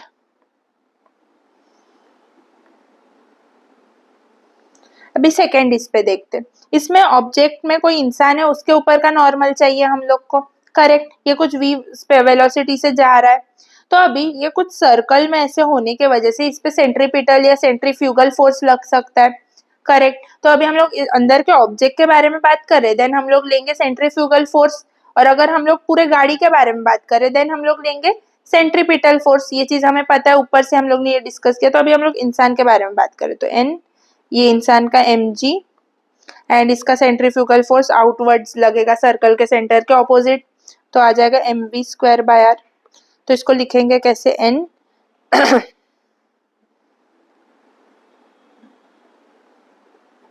is equal to mg plus mv²/r, correct. Next ये वाला, इसमें हमारा नॉर्मल ऐसे लग रहा है, ये लग रहा है हमारा mg, ये v0 वेलोसिटी से जा रहा है, करेक्ट। इधर भी वही चीज हो जाएगा, हमारा सेंटर से दूर लगेगा हमारा ये mv²/r, तो क्या हो जाएगा, n is equal to mg minus mv²/r, लिख सकते हैं ये चीज, सही है। नेक्स्ट ये वाला, इसमें हमारा नॉर्मल इस डायरेक्शन में लग रहा है बिकॉज ये ग्राउंड है और ये इंसान है, तो इसमें नॉर्मल इधर लगेगा, mg इधर लगेगा, ये हमारा mv²/r सेंटर के अवे लगेगा, तो क्या हो जाएगा हमारा n आ जाएगा mv²/r minus mg, correct. So अभी मुझे ये चीज बताओ कि इन तीनों में, ये first case, second case and third case, इन तीनों में नॉर्मल किसका ज्यादा होगा, ऑफ कोर्स 2 का n2 ज्यादा होगा, then n1 and then n3, तो आता है, ये नॉर्मली क्वेश्चन आ सकता है, सो ध्यान रखना है जस्ट हम लोग को। तो इधर से हम लोग ने क्या सीखा, सूडो फोर्स के बारे में जस्ट सीखा, ऐसे टाइप ऑफ क्वेश्चंस आते हैं, सो आपको ये पता होना चाहिए कि हम लोग को कैसे सॉल्व करना है। एंड इधर हम लोग ने अगर सेंट्रीपिटल फोर्स से भी किया एंड देन सेम ही इक्वेशंस आता है, सो ज्यादा ऐसा सोचना मत कि अभी सेंट्रीफ्यूगल कभी यूज करना है, सेंट्रीपिटल कभी यूज करना है, ये चीज ध्यान रखो। सेंट्रीपिटल नॉर्मली हम लोग ऑब्जेक्ट्स के लिए यूज कर देंगे, बट सेंट्रीफ्यूगल क्या होगा, जब हमारा पूरा सिस्टम एक एक्सीलरेटेड फ्रेम में है और उसमें एक इंसान या उस एक ऑब्जेक्ट का हम लोग को फोर्सेस के बारे में बात किया गया एंड देन हम लोग को सेंट्रीफ्यूगल फोर्स का यूज करना है। ओके, ये चीज याद रखना, देन आपका मोस्ट ऑफ द क्वेश्चंस हो जाएगा। सो अभी हम लोग पढ़ेंगे सर्कुलर, ये वाले पार्ट में बहुत सारे टाइप्स ऑफ क्वेश्चन आता है, मतलब बहुत बेसिक क्वेश्चंस आता है, बट वो टाइप्स हम लोग को एक बार देख लेना ही ज्यादा अच्छा देन डायरेक्टली सॉल्व करने से। तो हम लोग वो सब टाइप्स एक बार देखेंगे एंड जो भी क्वेश्चंस है वो आप खुद कर, 5-6 क्वेश्चंस है जो PYQs है वो आप खुद करने वाले हो एंड आपको मैं टेलीग्राम ग्रुप पे उनके आंसर्स भेज दूंगी शाम तक, सो दैट आप चेक कर सकते हो।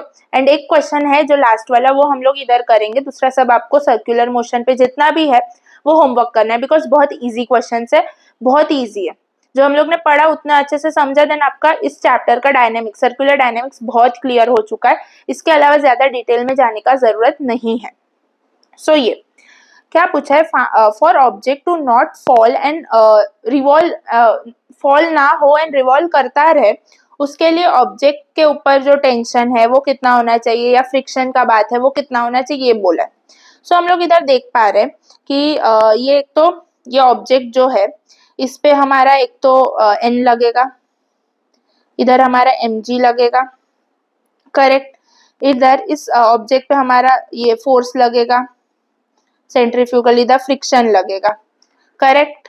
सो इसको हम लोग ऐसे लिख सकते हैं, n is equal to mg and force is equal to frictional force, लिख सकते हैं ये चीज। ये कितना हो जाएगा, m ω² r is equal to frictional force mu mg हो जाएगा, तो m कट हो जाएगा, म्यू आ जाएगा ω² r/g। एंड इस ऑब्जेक्ट को गिरने नहीं देना है, देन हम लोग का क्या होना चाहिए, ये म्यू है वो ज्यादा होना चाहिए देन ω² r। सो अभी ऐसे टाइप ऑफ क्वेश्चन आएंगे, तो म्यू ज्यादा रहेगा, मतलब फ्रिक्शनल फोर्स हमारा ज्यादा रहेगा, तो ऑब्जेक्ट गिरने वाला नहीं है, ये चीज हम लोग ने सीखा है, करेक्ट। तो म्यू ग्रेटर और equal to ω² r, object does not fall.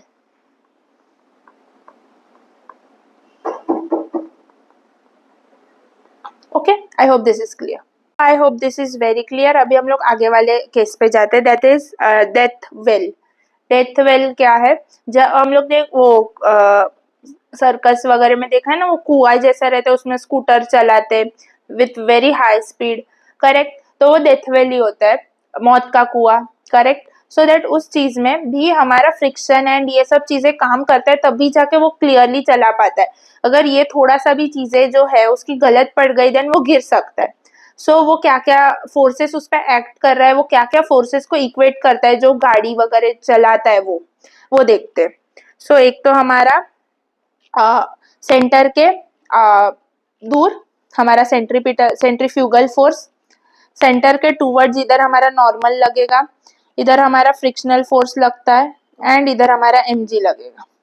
सो हम लोग इधर कर देंगे frictional force is equal to mg, n is equal to m omega square r।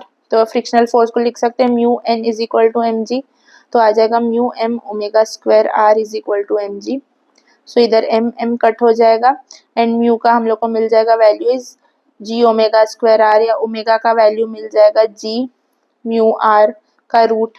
Correct. So अभी जो क्वेश्चन में पूछा है with the help of this हम लोग ढूंढ सकते हैं। तो बहुत इजी है, सब फोर्सेस को इक्वेट करना and will get the answer. ये चीज में भी वही हम लोग ने देखा, इधर भी वही देखा हम लोग ने। करेक्ट। अभी ये बेंडिंग ऑफ साइक्लिस्ट, इधर भी वही चीज है, इसमें भी कुछ नया नहीं है। ये साइकिल पे ऐसे देखो, ये ऐसे पाथ पे चल रहा है, ये ऐसे पाथ पे चल रहा है। करेक्ट। तो ये सेंटर रहेगा, ऐसा रहेगा, तो ये सेंटर है, तो इसके ऑपोजिट में इसका लग रहा है हमारा सेंट्रीफ्यूगल फोर्स, या m v square by are भी ले लो, कुछ भी चलेगा।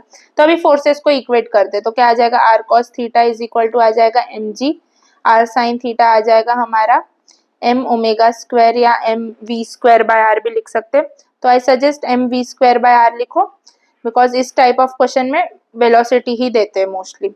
सो अभी with the help of this हम लोग क्या कर सकते हैं, इसको r sin थीटा डिवाइड कर सकते हैं इन दोनों इक्वेशंस को by r cos theta. So cut हो जाएगा and we get the r tan theta, जितना v, r नहीं आएगा इधर, r चला जाएगा। करेक्ट। तो आ जाएगा v r g। तो हम लोग को वेलोसिटी का फॉर्मूला मिल गया r g tan थीटा का स्क्वायर। करेक्ट। तो दिस इज द फॉर्मूला, ये याद रखना है, बहुत इजी क्वेश्चन था। करेक्ट। अभी इसमें एक्सीलरेशन का बात नहीं किया, अगर एक्सीलरेशन आएगा तभी थोड़ा फॉर्मूला चेंज हो जाता है, वो हम लोग आगे देखेंगे। अभी नेक्स्ट, जब हमारा मोशन हो रहा है एक सर्कल पे, एक सर्कुलर पाथ पे, रफ हॉरिजॉन्टल सरफेस पे, तो उस ऑब्जेक्ट पे क्या क्या फोर्सेस लगता है उसके बारे में बात करेंगे। करेक्ट। सो हमारा फर्स्ट तो इधर लगेगा n, ये mg, इधर सेंट्रीफ्यूगल फोर्स लगेगा एंड इधर हमारा फ्रिक्शनल फोर्स लगेगा। इधर हमें फ्रिक्शनल के बारे में कुछ बोला नहीं है, इसलिए हम लोग ने फ्रिक्शन फोर्स लिया नहीं है, ये चीज याद रखना। ओके। फ्रिक्शनल फोर्स लेंगे तभी क्या चेंज होगा वो हम लोग सीखेंगे आगे जाके। तो अभी के लिए ये याद रखो, motion of car on rough horizontal surface. So तो आ जाएगा F r is equal to m we square r and N is equal to m g. तो mu m g is equal to m we square r कर सकते। So m cut and will get v square is equal to mu are g.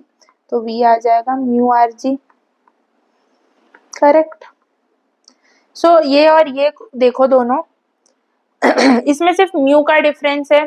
Correct. But अभी इधर हम लोग देख पा रहे, इधर म्यू है, इधर tan थीटा है, तो tan theta is equal to mu. Correct. ये चीज भी आप देखो, नोटिस करो हर चीज को एंड समझने का कोशिश करो कि सब चीजें कनेक्टेड ही है। Next, motion of a car on a banked road. Banked road पे कार का मोशन, बट इधर फ्रिक्शन वर्क नहीं कर रहा है। करेक्ट। तो क्या आ जाएगा हमारा, इधर भी v is equal to r g tan theta ही आ जाता है। चेक करके देखना, सॉल्व करके देखो, यही आएगा ऑप्शन आंसर। हम तो नेक्स्ट अभी आ जाएगा हमारा motion of a car on A rough bank surface. अभी हम लोग ने बेंडिंग ऑफ साइकिल देखा, जब टर्न हो रहा है तभी बेंड होगा, तो उसमें देखा जहाँ पे फ्रिक्शन नहीं लग रहा है। सेकेंड केस था हमारा बैंक्ड रोड, जहाँ पे फिर से टर्न हो रहा है, थोड़ा ऊपर होता है ना, टर्न होने के टाइम थोड़ा सा ऐसा जो जमीन रहता है वो थोड़ा अपवर्ड रहता है, करेक्ट, लिफ्टेड रहता है, तो वहां पे फ्रिक्शन नहीं लग रहा। तभी के दो केसेस देखे हम लोग ने, इन दोनों का फॉर्मूला सेम ही आया, बिकॉज वो सेम केसेस ही है, सिर्फ व्हीकल अलग अलग ले लिया है, वहां पे साइकिल लिया है, यहाँ पे कार लिया है। करेक्ट। बट जब हम लोग वही चीज एक रफ बैंक रोड पे देखेंगे तो फॉर्मूला चेंज हो जाता है। लाइक जब हमारा वेलोसिटी इज हाईएस्ट, मतलब ऐसे रोड पे जब हम लोग वेलोसिटी मैक्सिमम वेलोसिटी से जा रहे हैं तो उसका फॉर्मूला आ जाता है हमारे पास r g tan theta plus mu divide by 1 minus mu tan theta. So अभी इधर आप क्या करो, इस first if mu is zero, mu zero है मतलब रफ बैंक रोड है, तो क्या आ जाएगा हमारा फॉर्मूला, देखो म्यू जीरो करके देखो तो ये चला जाएगा, ये तो आ जाएगा v is equal to r g tan theta. So ये देखो यही फॉर्मूला आया। सेकेंड, अभी म्यू को नहीं, इफ थीटा इज जीरो, अभी एंगल नहीं ले रहे, स्ट्रेट जा रहा है, स्ट्रेट में ही चेंज हो रहा है, कोई एंगल अपलिफ्टेड नहीं है टर्न के टाइम, तो क्या हो जाएगा हमारा, जीरो कर दो तो आ जाएगा हमारा v is equal to mu are g. So ये चीज भी हम लोग ने पढ़ा। देखो जब हमारे इधर एंगल, ये टर्न होने के टाइम कुछ एंगल नहीं है, स्ट्रेट में ही टर्न हो रहा है, हॉरिजॉन्टल सरफेस पे ही टर्न हो रहा है, कोई बैंक्ड रोड नहीं है, बट फ्रिक्शन है। सो वहां पे एंगल नहीं होने की वजह से देखो यही फॉर्मूला से वो चीज भी डिराइव हुआ। थर्ड, इफ हमारा theta is zero, mu is zero, तो अपने आप v भी हमारा जीरो हो जाएगा, वहां पे वेलोसिटी पॉसिबल ही नहीं है। सो हम लोग को ये तीन केसेस बहुत अच्छे से समझा रहेगा, तो आपको ये सब फॉर्मूलाज क्लियर हो गया रहता। मैंने बहुत जन को देखा है ये कंफ्यूज होते रहते कि कौन सा फॉर्मूला किधर यूज करना है। सो सिंपली जब हमारे पास बेंडिंग है, बैंक रोड पे बेंडिंग हो रहा है या बैंक रोड है एंड वहां पे हमारा फ्रिक्शन नहीं है, देन हमारा फॉर्मूला आ जाएगा वेलोसिटी का आर जी tan थीटा, इधर भी लिखा है are g tan theta. But अगर हमारा कोई जो सरफेस है वो उस पर फ्रिक्शन वर्क कर रहा है, बट उधर कोई बैंक होने के टाइम, कोई मतलब ऐसा टर्न लेने के टाइम कोई एंगल पे रोड लिफ्टेड नहीं है, देन हम लोग बोल देंगे कि वहां पे हमारा velocities v is equal to root mu are G. But जब हमारा जो रोड है वो बैंक्ड भी है और उसमें कुछ एंगल भी है, देन बैंक्ड भी है, एंगल भी है एंड फ्रिक्शन भी है, देन हमारा फॉर्मूला ये हो जाएगा। तो ये वाला फॉर्मूला रटना है, बिकॉज ये डायरेक्ट क्वेश्चन आता है फॉर्मूला पे, फॉर्मूला ही पूछते, इसमें क्वेश्चंस मींस टर्म्स भी नहीं देते, डायरेक्टली आपको फॉर्मूला ही पूछते, तो आपको ये पता होना चाहिए। वैसे ये जब मैक्सिमम वेलोसिटी के लिए, वैसे ये है हमारा मिनिमम वेलोसिटी के लिए। इधर सिर्फ डिफरेंस देखो, अच्छे से समझो। मैक्सिमम में हम लोग का डिनोमिनेटर में 1 माइनस म्यू tan थीटा है, मतलब डिनोमिनेटर हमारा छोटा हो रहा है, मतलब ये मैक्सिमम वैल्यू आ जाएगा। एंड इधर हमारा 1 प्लस म्यू tan थीटा है, करेक्ट। तो इधर हमारा जो डिनोमिनेटर है वो ग्रेटर हो रहा है, इसके वजह से हमारा v मिनिमम छोटा हो जाता है वैल्यू, इसके वजह से this is the formula. I hope this is very clear. So conical pendulum, ये क्या है, ये हम लोग फिर से ऑसिलेशन वगैरह में डिस्कस करते हैं, बट इधर एक बार समझ लो एंड देन हम लोग का चैप्टर खत्म होने वाला है। सो हमारा ये स्ट्रिंग पे कुछ टेंशन T है, करेक्ट, ये पेंडुलम है, इधर ऑब्जेक्ट अटैच्ड है, करेक्ट। सो इधर कुछ टेंशन T है, इधर से एंगल बन रहा है, देन इसके कंपोनेंट्स बन रहे हैं T cos theta, T sin theta, इसका ये ऑब्जेक्ट का कुछ आउटवर्ड सेंट्रीफ्यूगल फोर्स लग रहा है एंड नीचे mg। देन हम लोग ने पूरा सब इक्वेट किया और हम लोग को इधर से ये r है ना सॉरी ये r, ये l का वैल्यू हम लोग को मिल सकता है ये r के हेल्प से, ये हमारा r है, रेडियस है, ये l के हेल्प से हम लोग को r is equal to l sin theta मिला, करेक्ट। तो वो हम लोग ने डाला r के जगह पे। So we got the time period का फॉर्मूला, इसके हेल्प से हम लोग फ्रीक्वेंसी भी निकाल सकते हैं, ओमेगा भी निकाल सकते हैं, करेक्ट। सो ये एक टाइप ऑफ क्वेश्चन है and this is the another type of question, that is हमारे एक हेमिस्फेरिकल बाउल देते हैं, उसमें हम लोग को बोलते हैं कि कुछ एंगल पे एक ऑब्जेक्ट है, तो हम लोग को उसमें बोलते हैं उसका ओमेगा निकालो या उसका रेडियस निकालो या ऐसा कुछ बोलते हैं। सो इस ऑब्जेक्ट का इधर हमारा लग रहा है नॉर्मल फोर्स एंड इस नॉर्मल फोर्स कुछ एंगल पे, तो हम लोग ने उसको कंपोनेंट्स में तोड़ दिया, n cos theta n sin theta, फिर इधर हमारा m ओमेगा स्क्वायर r आ गया। बट इधर ये r है ना, ये वाला r है, ये वाला r है, ये वाला r नहीं है, इधर का r, this is the r and this is the r dash. तो ये r डैश का वैल्यू कैसे निकालेंगे, ये हमारा r है फिर से प्रॉपर, करेक्ट, r लेंथ है। So with the help of this हम लोग ने r डैश का फॉर्मूला निकाला, r डैश क्या आ गया r sin theta, then with the help of this equate किया सब चीजों को and we got omega is equal to g root g by r cos theta. So ये एक टाइप ऑफ क्वेश्चंस आते हैं नॉर्मली इस चैप्टर में। सो आपको ये पता होना चाहिए। जस्ट हम लोग ने ये पूरा चैप्टर कंप्लीट कर लिया and there are some this type of question जो हम लोग ने ऊपर डिस्कस किया है ना, जो केसेस, वही डायरेक्ट क्वेश्चन है। सो आई वांट यू कि आप खुद से सॉल्व करो, एक बार खुद से देखो, बहुत ईजी है, बहुत ईजी क्वेश्चन है। मैं पीडीएफ सेंड कर दूंगी अपने ग्रुप पे एंड हम लोग एक क्वेश्चन अभी करेंगे एंड देन विल एंड। ये थोड़ा डिफरेंट टाइप ऑफ क्वेश्चन है, इसमें थोड़ा डिफरेंट थिंकिंग लगता है, तो वो हम लोग एक बार सॉल्व करेंगे and then will end this. Okay, I hope this is very clear and please कुछ भी डाउट है, कुछ भी नहीं समझा एंड कोई भी चीज आपको लगा है बहुत फास्ट गया है वीडियो में, आप टेलीग्राम पे या यूट्यूब के नीचे कमेंट करो या टेलीग्राम पे मैसेज कर सकते हो, सो दैट नेक्स्ट पार्ट में मैं ये पूरा पार्ट फिर से डिस्कस कर सकूं ताकि आपको क्लियरली सब समझे। मेन मोटिव इज क्लियरली सब समझना चाहिए। अगर नहीं समझा देन आप प्लीज बताओ। ओके, आई मेक श्योर कि आप मैं फिर से पढ़ाऊं सो दैट आपको क्लियर हो जाए पूरा चीजें। An insect is at the bottom of a hemispherical ditch of radius 1 meter. ये hemispherical ditch में रेडियस इसका कितना है 1 metre. It crawls up the ditch but starts sleeping after it is at height h. ये कुछ height h, ये देखो इधर जमीन से देखते हैं, इस कुछ height h पे, इधर ये हाइट h पे ये स्लिप होने को लग रहा है। तो पूछ क्या रहा है, if the coefficient of the friction between the ground and the insect is ये 0.75 मतलब 3/4, देन h क्या है, ये h का हाइट क्या होगा, ये बोला है हम लोग को ढूंढने। सो अभी हम लोग को ये चीज पता है कि ये हमारा r है, ये रेडियस है हमारा, करेक्ट, ये सेंटर से ये पूरा रेडियस है।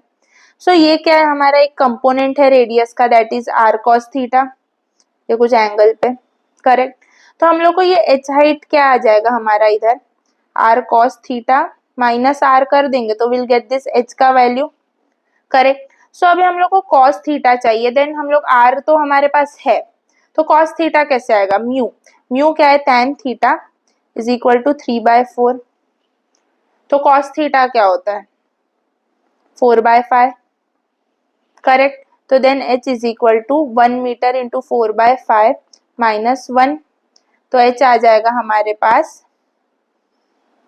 1/5 जितना, दैट इज 0.2 मीटर जितना, correct. So C is the correct option. I hope this is very clear. ये थोड़ा डिफरेंट टाइप ऑफ क्वेश्चन है, ऐसे type of question work energy power में बहुत कॉमनली आते हैं। सो हम लोग वहां पे फिर से ये चीजें डिस्कस करेंगे।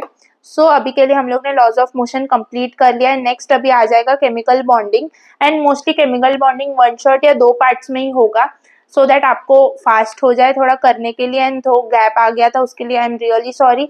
एंड कुछ भी डाउट्स रहेगा, कुछ भी इंक्वायरीज रहेगा, प्लीज आप मैसेज कर सकते हो टेलीग्राम पे या कमेंट कर सकते हो यूट्यूब पे। अगर आपको कोई भी पार्ट नहीं समझाए देन ऑल्सो आप प्लीज कमेंट करो, मैं कमेंट में आपको समझाने का कोशिश करूंगी, वरना नेक्स्ट पार्ट में आई फिर से सिखाने का कोशिश करूंगी एंड मैं आपको टाइम दे दूंगी कि इस टाइम मतलब इस टाइम सेकेंड्स में वो सिखा है, तो आप वहां पे जाकर डायरेक्टली वो चीज सीख सकते हो, सो दैट आपको हेल्प हो जाएगा।